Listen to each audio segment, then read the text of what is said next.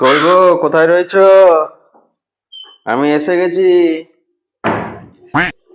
এই এলো, এবার জীবনটাকে জ্বালানি দিবে। এই দাও, ওই দাও, সেই দাও, মাথা দাও, পিন্ডি দাও, ওই করতে থাকবে শুধু। একটু যে শান্তিতে বসেছিলাম, তাও ঠাকুরের সহ্য হলো নাই। কই গো, চাটা একটু চাপাও, আমি ফ্রেশ হয়ে আসি, ঠিক আছে? বাইগান। হুম। সেই আমি জানতাম তো, জানি না ঘর ঢুকে সেই জীবনটাকে জামাই করে পুরো ছেড়খাড় করি, একটু শান্তিতে কিছু করতে পারবো না বাবা। কই কই, চা দাও, ঠান্ডা লাগছে, চা দাও একটু। না গেল। এ তো একদম ঠান্ডা হয়ে গেছে। হ্যাঁ রে, আমি চাটা এই মাত্র করে এখান থেকে নিয়ে এলাম রে। এইখান থেকে আসতে কিন্তু চা ঠান্ডা হয়ে গেল।